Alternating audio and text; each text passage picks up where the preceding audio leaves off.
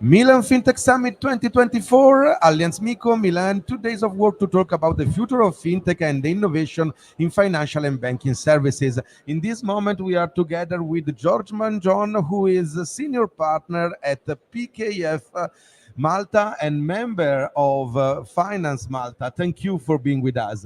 Thank you. So, George, with you, we want to better understand how much is important to be an attractive market, but mostly how is it possible to do, and what are a good strategy to be a good or an attractive market for companies, but also for other countries. Yes. Thank you for giving me this opportunity. As a way to start the conversation and reply to your question, I would like to first of all give some background about Malta and what it does and why one should consider Malta. It's a small country. We have a very active economy. We have the fastest going economy in Europe, with a growth of to GDP of between 4 to 5%, and we have full employment, and our deficit, if you say annual deficit, is very much under the Maastricht Treaty, which is below 60%.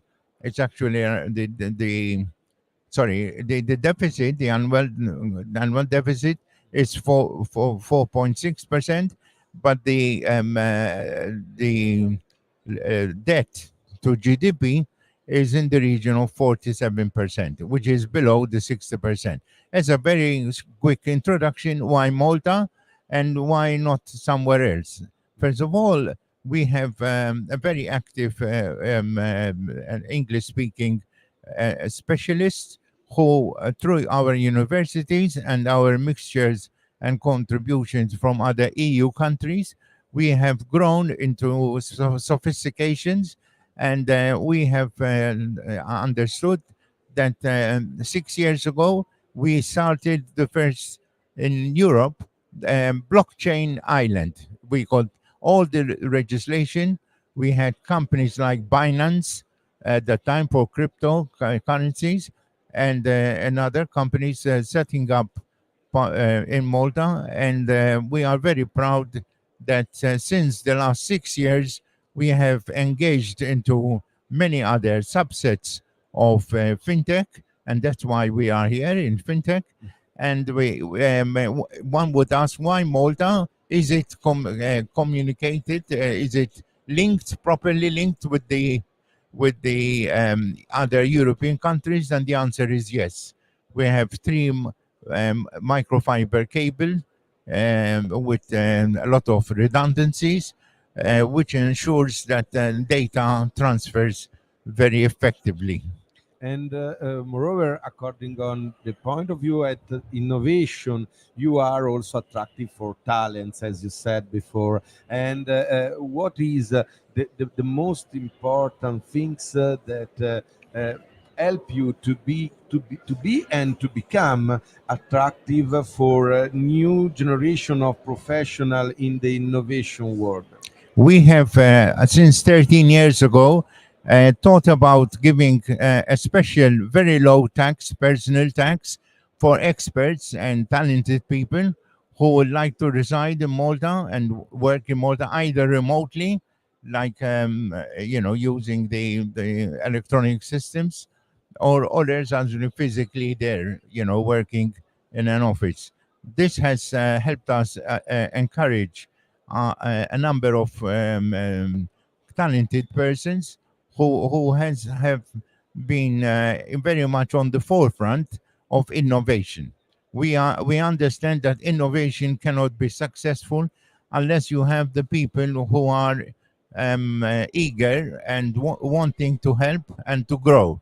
And also in innovation, you need also, as your compatriot Mario Draghi had said in his recent report, you have to offer also cash or money incentives. So we do, as a small country, also punch beyond our weight and give incentives to venture capital. So we have a system like many other countries where we offer half a million in funding for each applicant who would like to use the venture capital system. And then, of course, on a gradual basis, we will phase out and get our pay ourselves out, and that is the government will pay itself out. This another methods of low tax for talented people has been a very good recipe to maintain and grow fintech. As you know, fintech is very much avant-garde, the latest technology. So we have to be conscious that being a small country, we need to expand beyond our local talent. And looking forward or beyond, not only the talent, but in general also on the economics, the possibility of investments, Right. and maybe the incentives, as you said. Uh, what could be the right advice for a market who want to become attractive, starting from your experience? What could be the advice you can give to the other markets? We have recognized that Europe, to some extent, is well served on a certain amount of embedded banking and also fintech. So, for example, we don't want to expect to be able to compete with countries like Zurich or London because they started before us. They have the muscle, but operating in London and operating in Zurich, for example, or in Italy, in Milan, it's comparatively very expensive. You can buy a cotoletta milanese in Malta at half the price, and maybe even as tasty as you prepare it in Milan. So therefore, costs are very expensive, and we have an easygoing country, with beaches and fun, and we and the government workers, they work half days in the summer, 4 months, and go home at 1 o'clock. So it is an attractive country to come.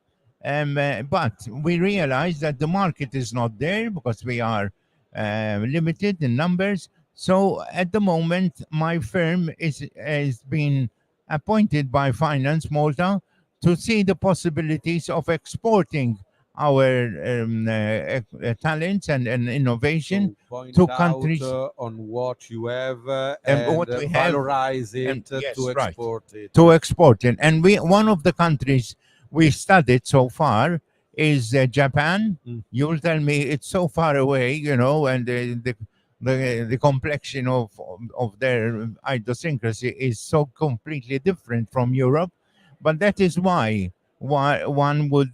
It's like selling ice to the Eskimos, in the sense that Japan is the fourth largest economy in the world, and but when it comes to fintech, they are still very conventional. The people tend to want to have the feel of the cash in hand, etc. However, we will very much encourage, and we are actually visiting Osaka next year. There's going to be a 6-month exhibition in Osaka in Japan, and Finance Malta will be there. We will also be there, and we are exploring links, bridges, to build bridges to this faraway country, which is very rich and could be very fruitful. So let out the competition and think about how to collaborate Right. in order to grow together. I think this is the the most important message that we can give to our audience, also in order to better understand how much is important to grow together and not alone in the market, in terms of the creation of an ecosystem which can get also more investments to grow. It is important to realize that it is early days for sophisticated fintech and embedded banking, for example. And although the evolution of the smartphones is now in a very advanced stage, Mhm. however, when it comes to banking and paying without actually handing any cash. This is, for some countries, it's still miles and miles away. Yes. So we are linking with large interstate companies in Japan, like banks.